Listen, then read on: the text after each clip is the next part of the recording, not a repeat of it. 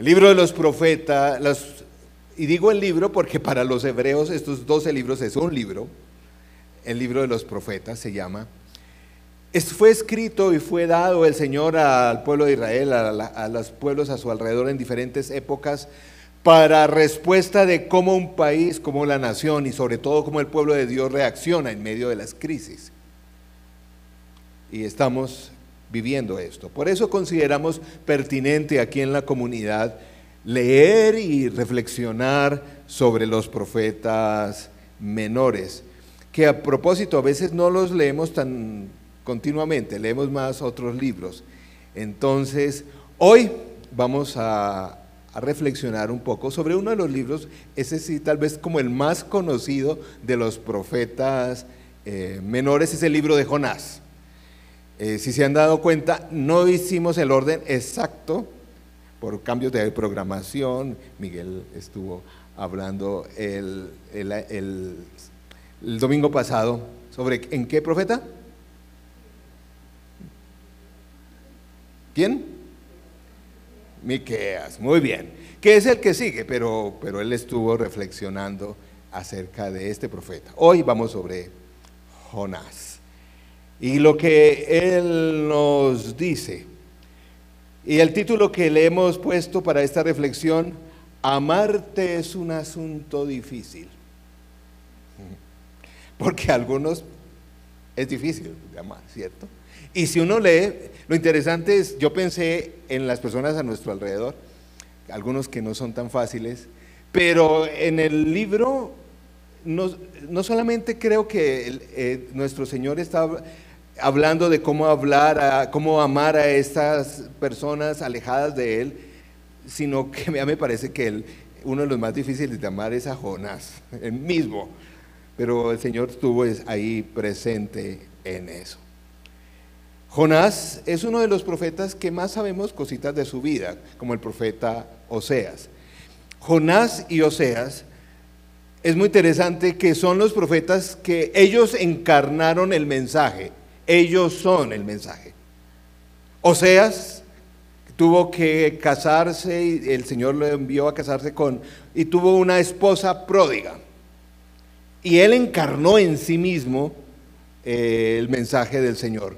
Jonás, no por voluntad de Dios, sino por desobediencia de él se convirtió en el mensaje. Él tenía un mensaje que dar, pero su misma actitud rebelde le hizo el mensaje.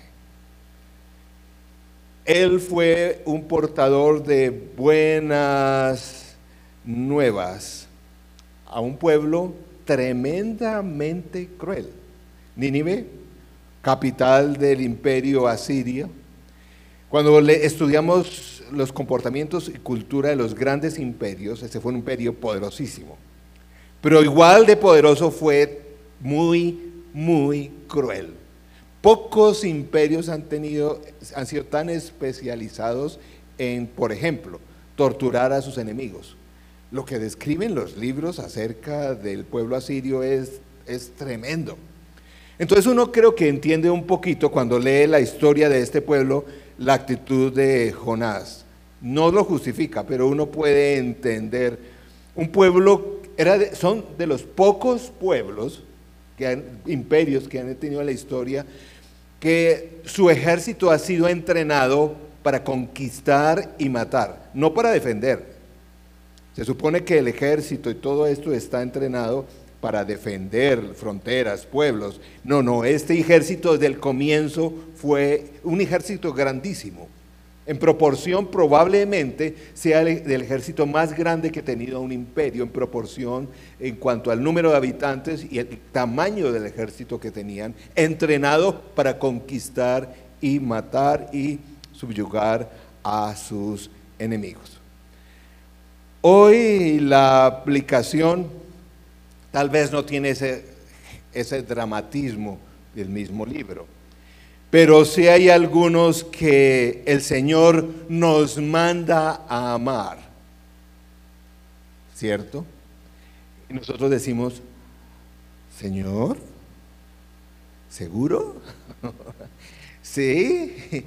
y a veces nos referimos a veces el Señor nos manda a amar a esas personas difíciles que están muy cerca a nosotros. No sé si les ha pasado que a veces termina siendo más difícil. Y decimos, ay Señor, que tu amor llegue hacia ellos, pero por otros, porque yo no soy capaz. Una de las cosas que tenemos desafortunadamente como cultura colombiana, en medio de muchas virtudes, es nuestro pueblo colombiano es, tal vez porque hemos sufrido en muchas formas, somos un pueblo que rotula muy fácil. Y mucho de esta crisis política, social, es porque rotulamos a la gente. Tal de tal partido, el otro de tal partido, el que es de tal región, rotulamos por asuntos políticos, étnicos, religiones, oficios. Somos una sociedad demasiado clasista, si lo podemos decir. Demasiado. Rotulamos y consideramos que las personas debemos ponerles un rótulo, y eso genera esa división que hay en nuestro país. La historia del libro de Jonás nos enseña a amar a aquellos difíciles, y en nuestro país tenemos que aprender esa lección, y nosotros como comunidades cristianas tenemos que dar el ejemplo de cómo hacerlo.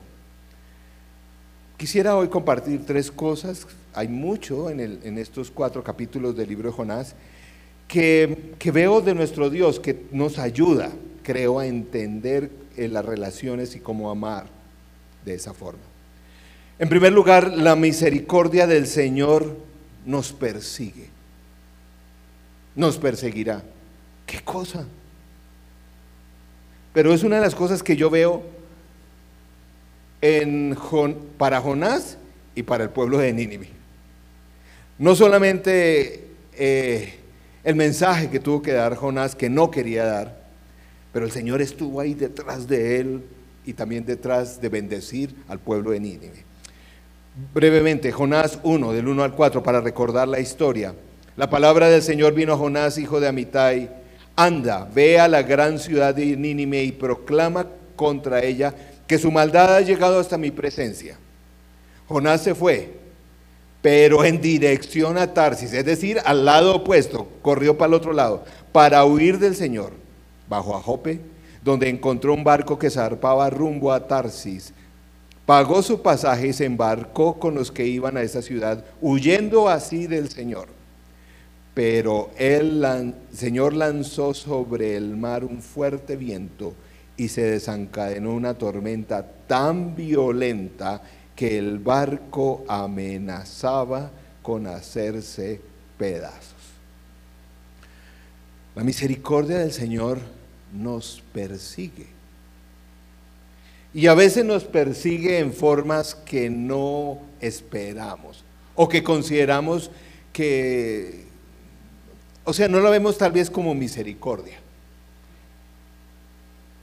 Me explico. No todas las tormentas de la vida, no todas las disrupciones, tragedias que nos ocurren son producto del obrar de nuestro Dios, ¿cierto? Ojo, porque a veces, ¿no?, somos dados a eso. No todos.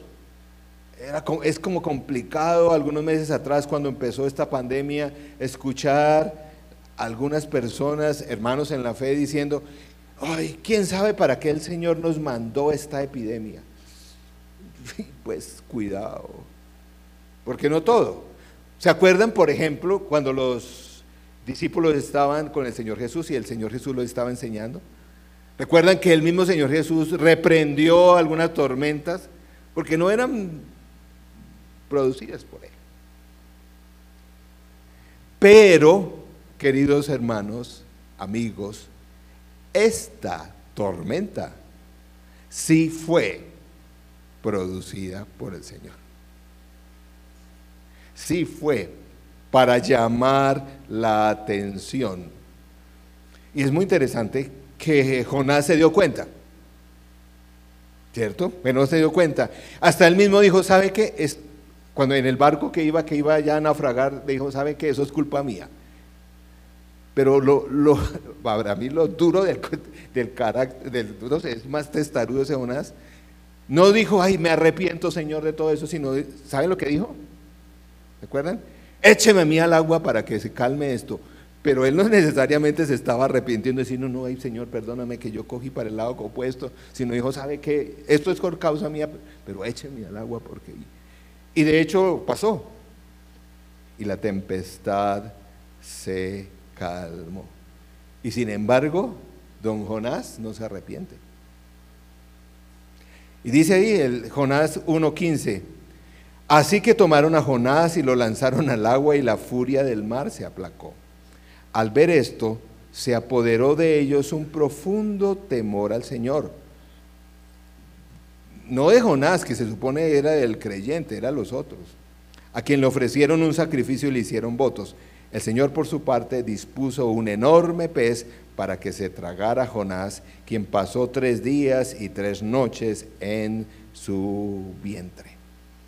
El Señor, la misericordia del Señor, persiguiendo a Jonás.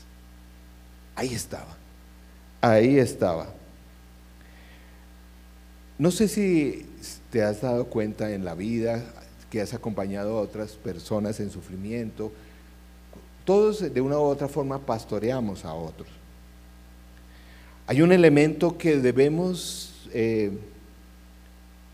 entender cuando estamos acompañando a otros, pero con mucho cuidado, pero a veces está ocurriendo.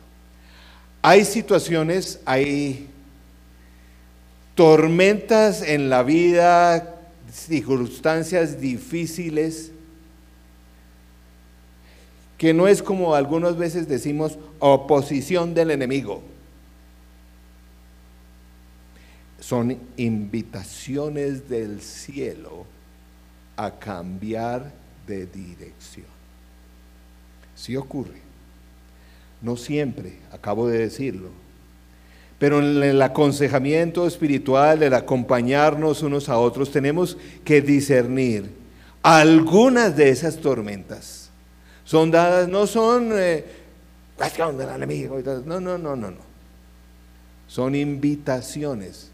Aquellos que hacemos dirección espiritual, a veces tenemos que preguntarle a los amigos, ¿será que esto más bien es una invitación del cielo a cambiar de dirección? La misericordia del Señor nos persigue y a veces Él produce esas tormentas como una invitación a cambiar de dirección. No siempre, ojo. Jonás es un libro lleno de misericordia. El Señor tuvo misericordia de un pueblo tan pagano como Nínive y el pueblo asirio. Inclusive a algunos no les gusta mucho ese libro de Jonás porque el Señor muestra misericordia. Y como decía Miguel en tu lanzamiento, nos gusta más fuego consumidor, eso, fuego consumidor con el enemigo. Bueno, a los que les gusta el fuego consumidor para el enemigo, en 8 días hablamos de Nahum, que esa es la profecía para el mismo pueblo, pero esa sí es fuego consumidor. Pero hoy es la misericordia del Señor persiguiéndoles a ellos, pero para mí creo persiguiendo sobre todo a Jonás. Reflexión número 1, amigos. ¿Será que esta situación difícil es una invitación del cielo para cambiar de dirección? Ojo, tenemos que discernir espiritualmente. Esto es delicado, no rotulemos, como digo, tan fácil. Pero la misericordia del Señor nos persigue y a veces para perseguirnos nos tiene que sacudir para entender su misericordia. Pero también Segunda cosa que aprendemos todos, creo, en el libro de Jonás es que nunca es demasiado tarde para recapacitar, para ir en la dirección correcta. Nunca es demasiado tarde. Así es la misericordia del Señor, nunca es demasiado. No, esto ya estoy fregado. No, eso no es lenguaje de la misericordia del Señor. Nunca es demasiado tarde. El capítulo 3, aquellos que lo han leído y sobre todo aquellos que les gusta la literatura, porque estos profetas son poetas, hacen unos paralelos muy bellos entre el 1 y el 2, y el 3, perdón, son paralelos, son casi textos, casi con las mismas palabras, como el Señor mostrando esa insistencia que Él tiene en dar oportunidad.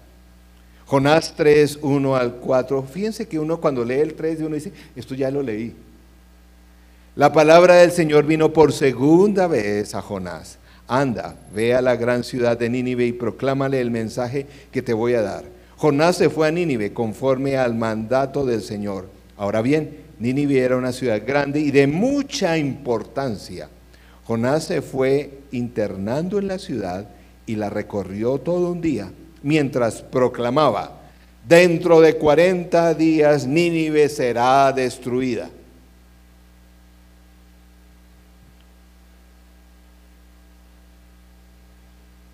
Este capítulo 3 muestra algo que es sorprendente, que a veces la gente que consideramos o rotulamos como mala, se arrepiente más fácil que los que nos consideramos buenos.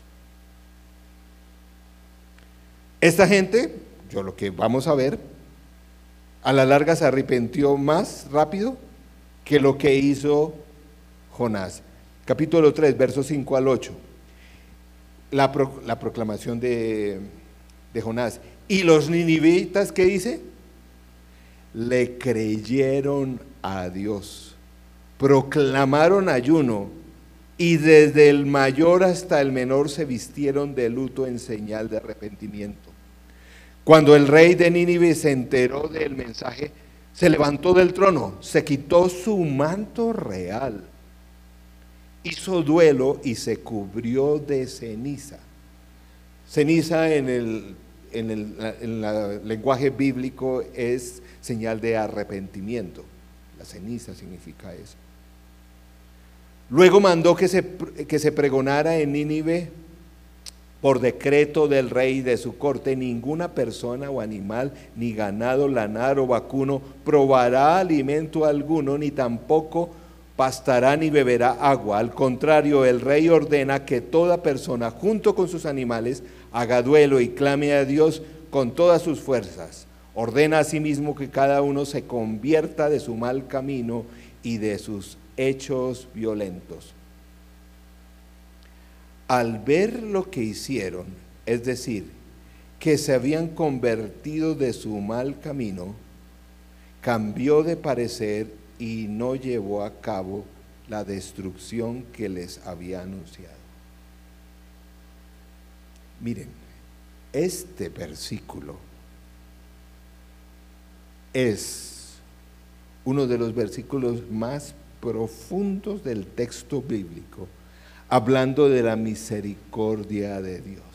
Tremendo. No sé si muestran, esta gente se arrepintió y Dios los vio en misericordia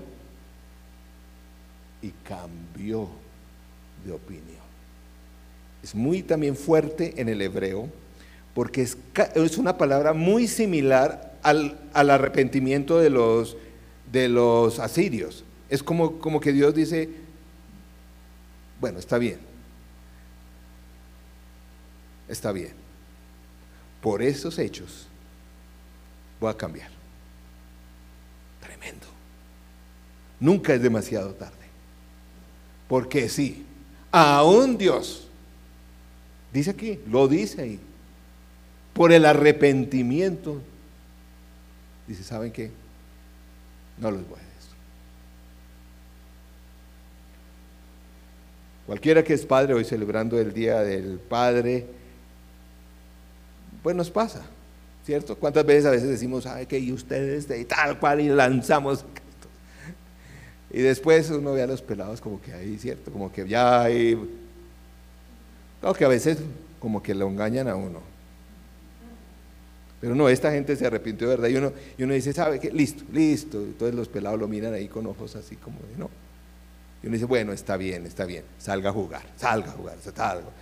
Y uno es en medio y dice, no vuelve a salir a jugar por todo un mes. Bueno, si se arrepientan, se ajuician, uno dice, no, cambiamos. Oiga, ¿qué tal? ¿Por qué no? Que esto ocurra en Colombia. Oiga, es que vean, esto es conversión suma. Esto se arrepentí. O sea, el mismo rey dijo, y aquí todo este pueblo, en esa época era una megápolis, no era una metrópolis, era un megápolis, eran como 150,000 personas, que en esa época, tremendo. Nunca es demasiado tarde. Las advertencias del Señor muchas veces son un acto de misericordia. Son un acto de misericordia.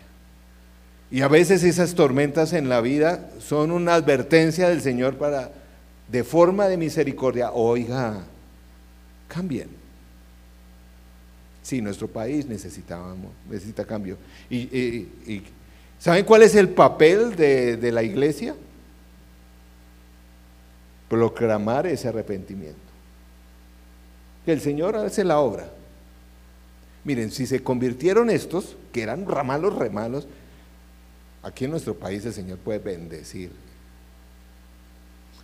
Pero es que nosotros no somos tan buenos ahora como para proclamar arrepentimiento, ¿cierto? Al estilo Jonás, porque uno dice, uy, es que ese Jonás. Pero esa es como la actitud a veces de la iglesia. Pues el tipo sí proclamó, pero pues uno, no sé si lo muestra, pues que eso se imagina una Jonás, ay, tocó aquí. El Señor, bueno, y lo que sí le gustaba a Jonás era decir eso. El Señor en 40 días va a acabar con todo esto.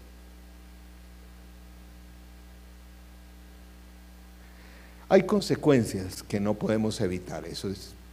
Nuestro comportamiento inadecuado, la maldad pues trae consecuencias que no evitamos, pero siempre hay oportunidad. Y las alarmas son señales de misericordia. Mucha de esta crisis que vivimos, me refiero en el punto de vista de la salud, es porque somos un pueblo tremendamente indisciplinado. Se nos advierte algo y decimos, ¿y por qué no? ¿Y por qué tenemos? ¿Y qué tal si lo hacemos de otra forma? ¿Y qué tal? No, ¿y por qué yo no puedo armar mi fiesta e invitar a 50 de mis amigos? ¿Cierto? Pero se nos advierte. ¿Cuál es la actitud de nosotros como colombianos ante las advertencias? Nos resistimos. Y eso parece que está como genéticamente. Años atrás estaba estudiando en los Estados Unidos y donde hubo las famosas alarmas de tornado. Quienes han estado por allá y en zona de tornados, saben que eso es un asunto serio. Y estaba yo en la universidad y empiezan las alarmas de tornado. Adivine qué hace el colombianito. Todo el mundo salió corriendo y quiso meterse por allá en los sótanos, pero ay, como exagerados, pues. Este día tan bonito, y todos allá, como exagerados, allá, y que ya tenían ahí que el agua, que todo eso, ay, pues tampoco. Y el famoso tornado sí vino, pero pasó ahí como por no sé cuántos kilómetros, por ahí por unos 50 kilómetros de donde estábamos, y uno decía, ¿sí ve? Exagerados. Claro, obviamente, esos gringos me miraban como dice, uy, este es mucho salvaje, ese es mucho salvaje, con razón por allá están en esas tribus así. Pues yo no creo que ellos sean mejores que nosotros, menos salvajes, pero por lo menos en términos de advertencia.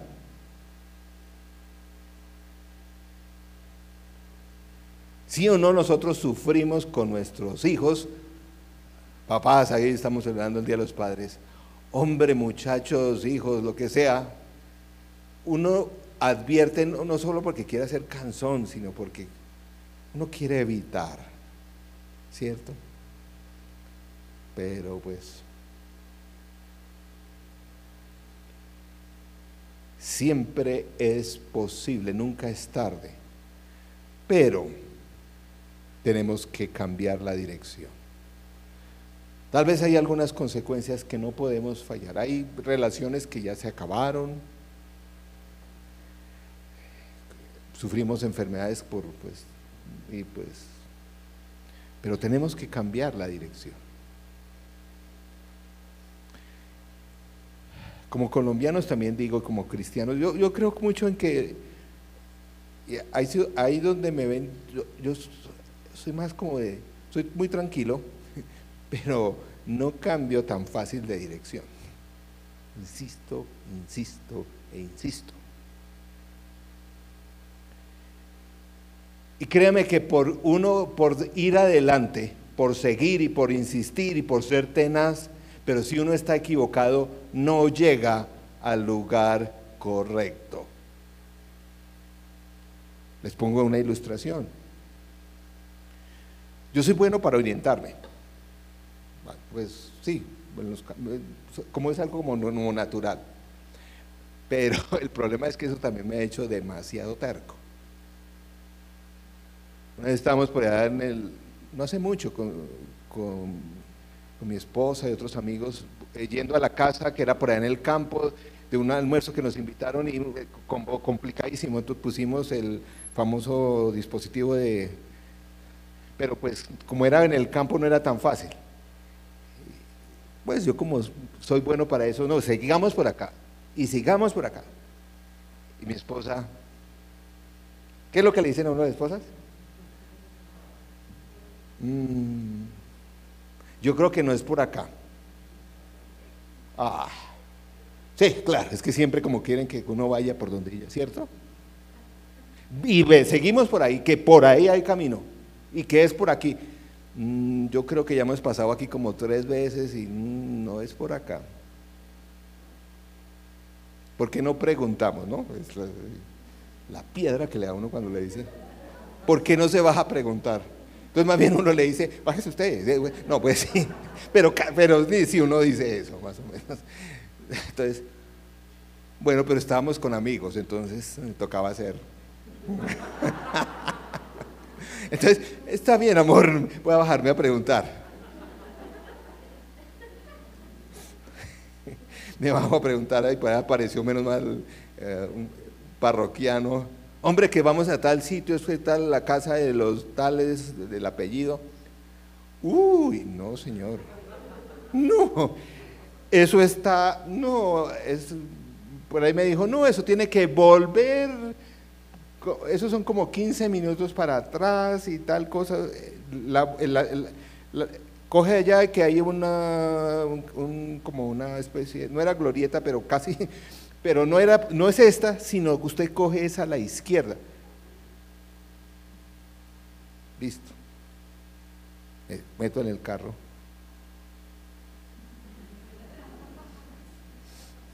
Que me iba a equivocar. No. Sí, no es por acá.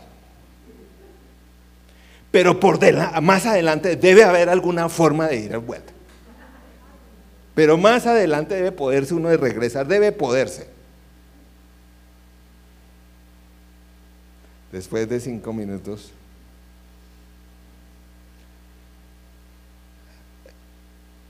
amigos, me dice el otro, hermano, yo creo que no importa, devolvámonos nos va a costar como media horita, pero creo que vamos a llegar.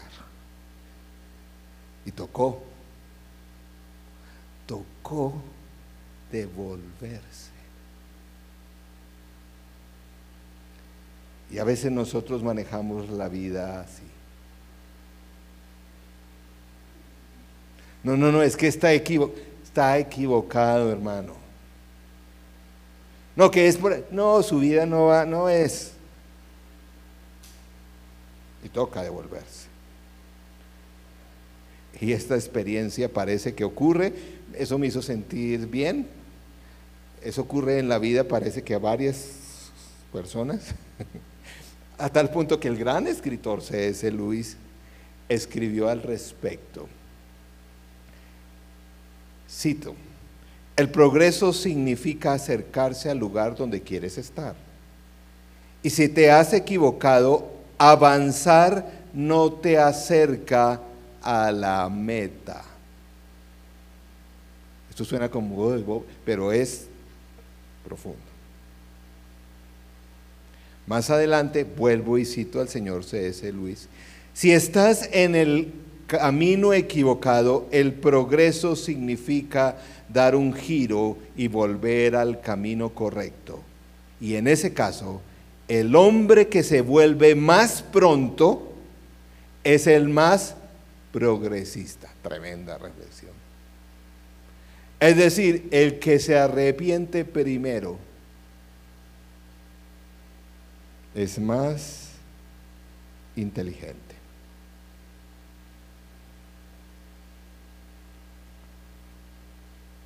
Tal vez las cosas no están yendo bien en tu vida. Amigo, amiga, pues si no das un giro,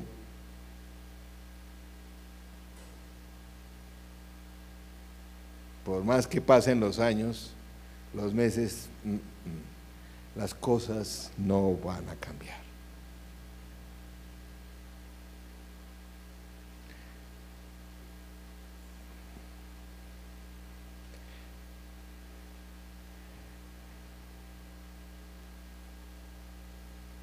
En tercer lugar, nuestra misericordia debe reflejar la misericordia de Dios.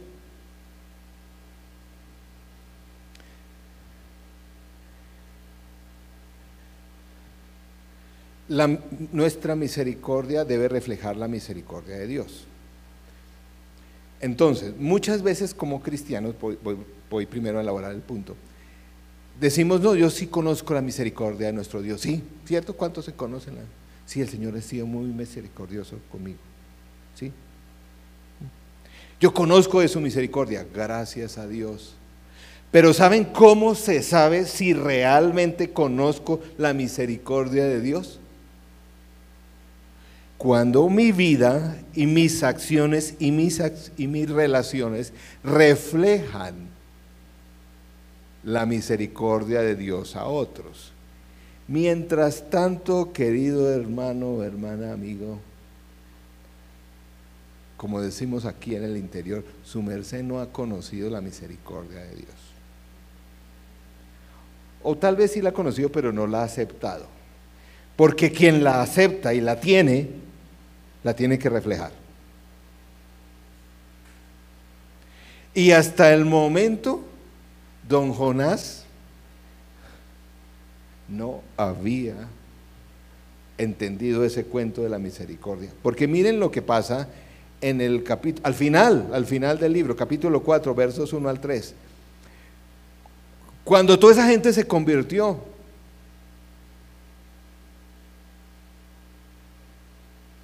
oiga, no vino fuego consumidor, ¿no? Pero eso disgustó mucho a Jonás y lo hizo enfurecerse. Así que, miren, el que uno ore no es que misericordia, porque el tipo ora, el tipo sabe lo que hay que hacer. Así que oró de esta manera. Miren cómo ora Jonás. Oh Señor, es que el tipo es... ¿No era esto lo que yo decía cuando todavía estaba en mi tierra? Por eso me anticipé a huir a Tarsis, pues bien sabía que tú eres un Dios bondadoso y compasivo, lento para la ira y lleno de amor, que cambias de parecer y no destruyes. Así que ahora, Señor, te suplico que me quites la vida, prefiero morir que seguir viviendo. Oiga, No, es tenaz. Y no me digan que el Señor no es misericordioso, porque debe de ver tostar al Jonás de una... Pero fíjense que lo que Jonás ora es verdad.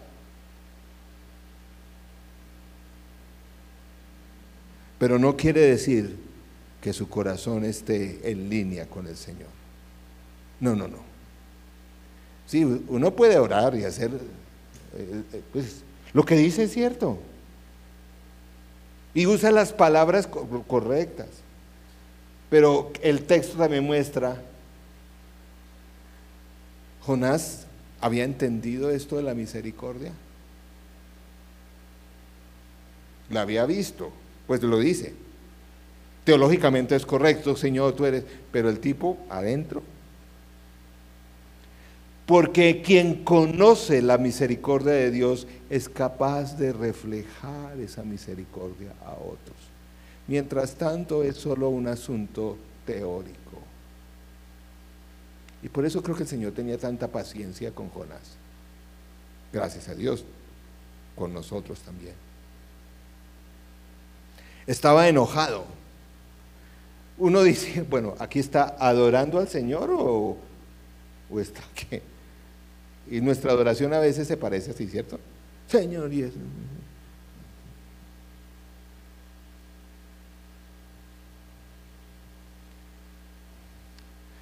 Y saben, otra cosa más. Tú puedes tener un servicio, un ministerio súper exitoso y no conocer la misericordia de Dios. ¿Sí? ¿Saben por qué? No ha existido, por lo menos en la historia bíblica, y yo creo que en la historia de la iglesia tampoco, predicador más exitoso que Jonás. ¿O no? ¿Cuál predicador se pasea un día por la ciudad y se le convierte la ciudad entera, incluyendo los gobernantes? ¿Cuál? Con mucho respeto, ni el hermano Billy Graham, que eso el Señor lo usó poderosamente por multitudes. ¿Pero cuál? Ninguno. No ha existido. Imagínense ese Jonás como predicador. Que uno predique y se le convierta a toda la ciudad. Eso sí es éxito. Eso sí es decir, hombre, ese sí es el ungido del Señor. No, ese hombre sí, eso echa poder de Dios por todo lado. Eso levanta muertos, milagros. Ese sí. Ese sí es el ungido del Señor. Porque esos milagros.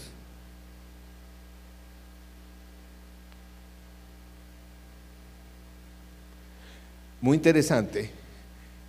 Algún día hablaremos de otro profeta. Ese es de los que escribe harto, Jeremías. Si han leído Jeremías, ese sí es el opuesto. Jeremías, cuando el Señor lo llamó de jovencito, le dijo, mire, usted lo llamó a predicar y nadie se le va a convertir. Y le dijo, es más, le van a pegar, le van a cascar los suyos. Nadie le va a parar bolas. Pero yo te he escogido como el vocero mío al pueblo de Israel.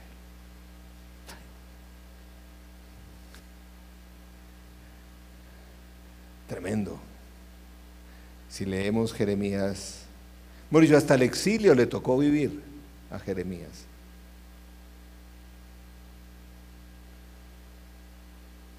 Cuando alguien pudiera mirar su ministerio en el día de hoy, en términos del mundo de hoy, dirá, no, ese Jeremías pues no hizo nada.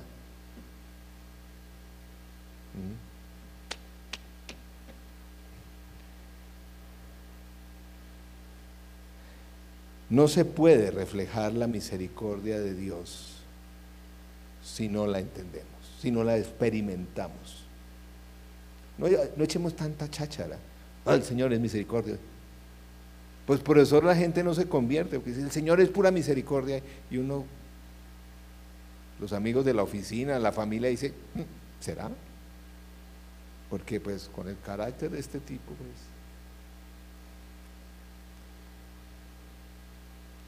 Miren como el Señor, oiga, tan buena gente, a mí me parece, sí. Al puro final del libro, Jonás 4:9. Pero Dios le dijo a Jonás, tienes razón, porque el tipo seguía dando pataletas y después hizo, ¿no? ¿Tienes razón de enfurecerse tanto por la planta? Claro que la tengo, le respondió, me muero de rabia. Ay, Jonás. El Señor le dijo, tú te compadeces de una planta que sin ningún esfuerzo de tu parte creció en una noche y en la otra pereció.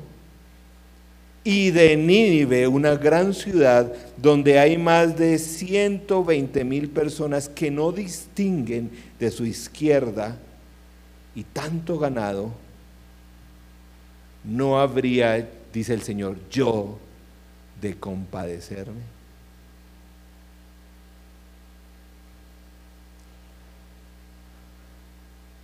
Nosotros pensamos que la misericordia del Señor es selectiva, o más bien nos gusta la selección nuestra, no la que Él hace. Y no es así. Termino con una ilustración, hay muchas, esta siempre me ha impactado, de un pequeño libro y de la vida de una mujer. Probablemente los que son cristianos de algún tiempo lo conocen, y si no, cómprenlo y léanlo. De esa mujer, Corrie ten Boom, El refugio secreto, y ha escrito otros. Es una pequeña novela muy, me parece impresionante. Es el caso de una familia que en Holanda, en Ámsterdam, en el tiempo de la persecución de judíos, protegía a judíos porque en su casa hizo como una especie de refugio donde no se veía, como dobles paredes, y ahí metía a judíos y los escondía. Entonces ahí, mientras salvó a mucha gente esa familia, pero como siempre hay uno de esos vecinos maldadosos, sapió a la familia, vino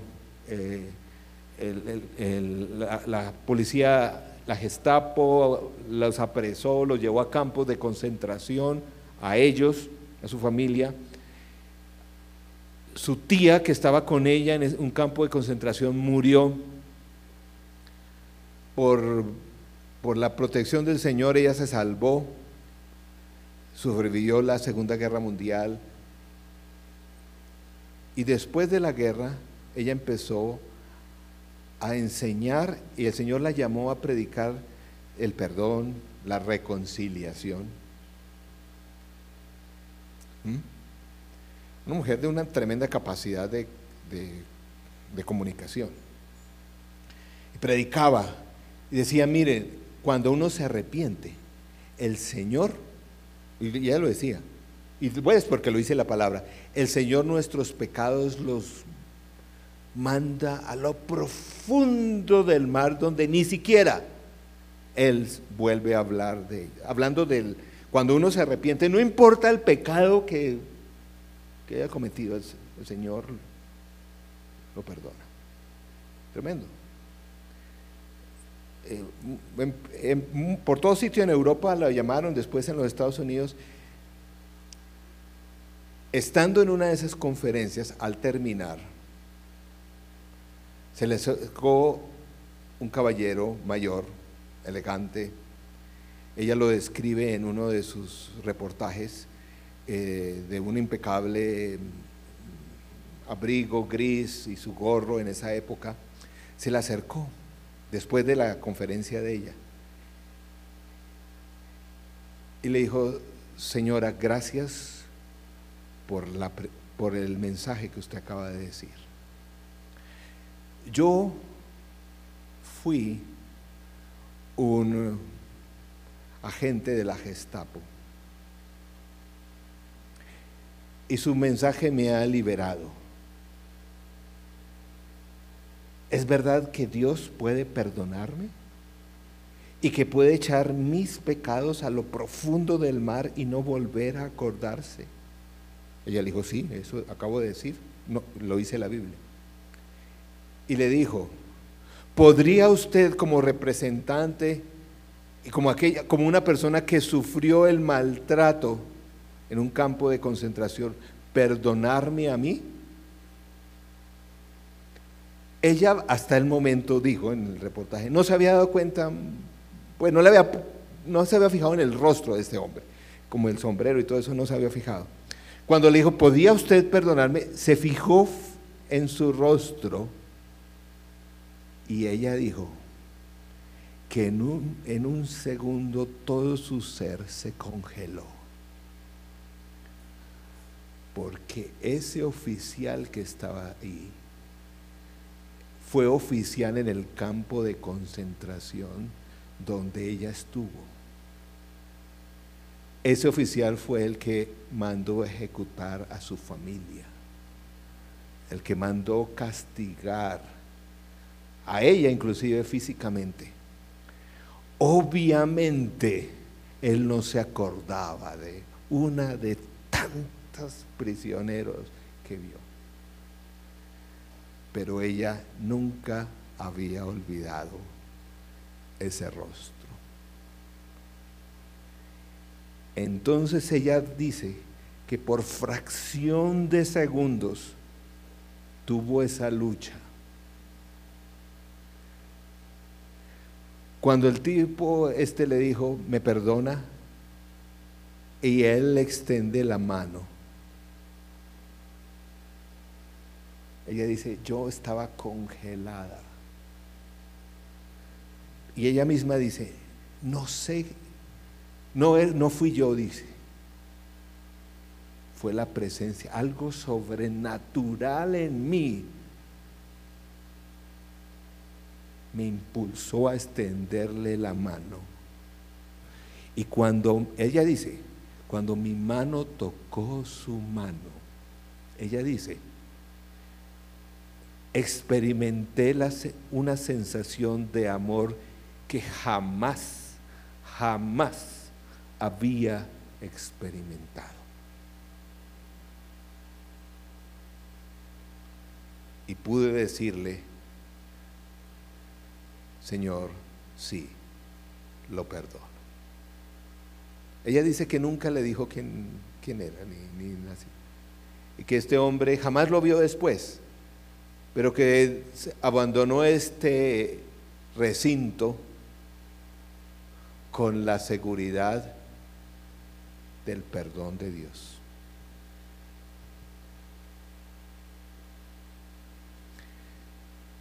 Uno no puede ofrecer esa misericordia si no la ha experimentado.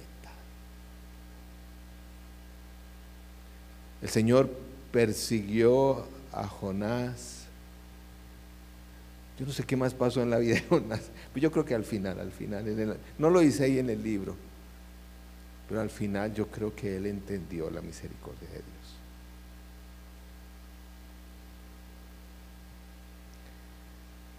En estas épocas de tanta polarización,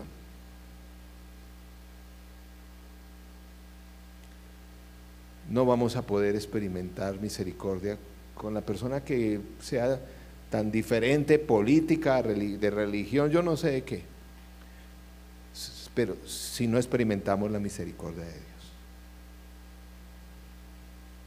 Y recuerden que en esta historia el único que no cambió fue Jonás, porque hasta Dios, lo dice ahí, hasta el Señor dijo, ¿sabe qué? Me arrepiento y no voy a destruir a esta gente. Es una invitación para todos a dejarnos alcanzar por la misericordia de Dios. A veces las tormentas son advertencias. Cambia de dirección, porque por más que sigas adelante, no van a resultar las cosas. Y cuando experimentamos en Jesús su misericordia, sobrenaturalmente, vamos a poder tener misericordia con aquellos que nos es a veces imposible amar.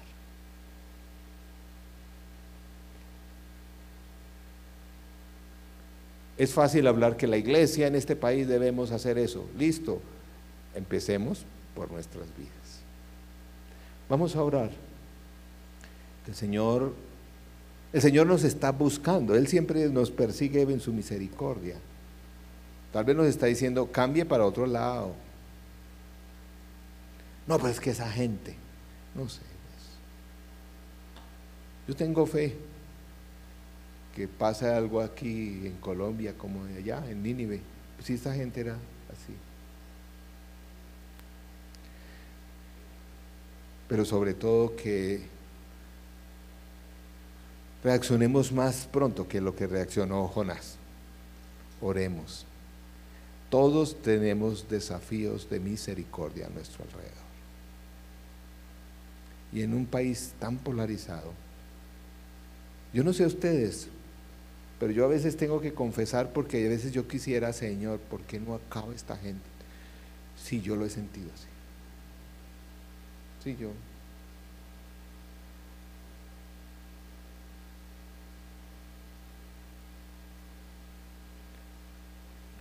Oremos. Señor Dios de misericordia, Dios de gracia, de amor, qué fácil es pronunciar esas palabras, pero difícil en nuestro orgullo y vanidad arrepentirnos. Señor, gracias que tu misericordia nos persigue como persiguió a Jonás, y creo que también como persiguió a estos ninivitas. Señor, definitivamente el éxito está en otras cosas. No es en las oraciones bonitas, me refiero como cristianos, en los grupos que dirijo, en las multitudes que llegan por mi ministerio, sino en mi corazón que pueda reflejar tu misericordia. Señor, danos el discernimiento, dame el discernimiento a cada una de las personas que está escuchando. Tal vez una de estas tormentas que estamos viviendo es una advertencia. Cambia de dirección, porque si no, no va a cambiar tu vida. Y tú estás hablando primero que todo al pueblo de Dios, a nosotros en la colina, aquí como comunidad, en nuestras familias. Cambia de dirección. Porque quiere molestarnos, afligirnos, no, porque en su amor podamos experimentar la misericordia. Señor, te pido que tu Santo Espíritu nos constriña nuestro corazón, quite esas barreras, iras, cuestionamientos que hacemos a tu voluntad, y pueda fluir tu misericordia a través de nuestras vidas. Señor, qué difícil van a ser los momentos en donde vamos a ser probados si saboreamos la misericordia.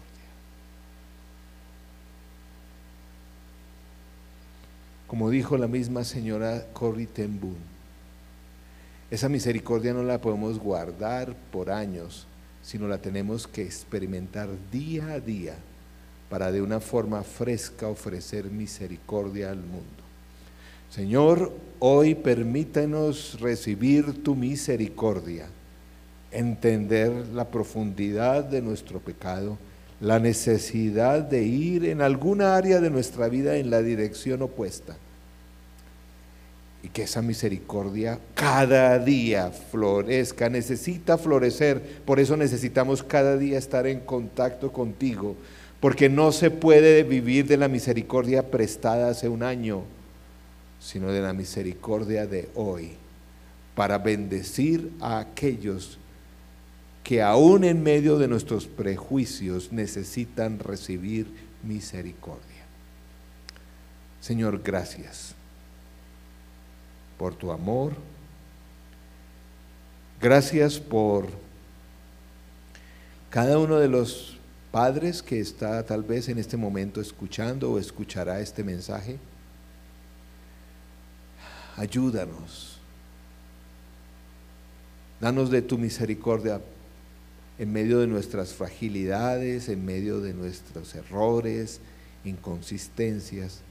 Ten misericordia y que esa misericordia fluya para poder amar a nuestros hijos, que también a veces nos es difícil entender y amar. Pero tu misericordia jamás se cansa de amar a nosotros. Señor, permite a cada padre que hoy escucha poder cambiar de dirección. Danos la humildad para aceptarlo y la constancia para volver. Tal vez haya consecuencias que ya no podamos reparar, pero siempre podemos enmendar el camino. Señor, gracias. Visita nuestros hogares, a cada papá, con tu misericordia. En tu nombre oramos, dándote gracias. Amén y amén. Que el Señor les bendiga, que tengan un excelente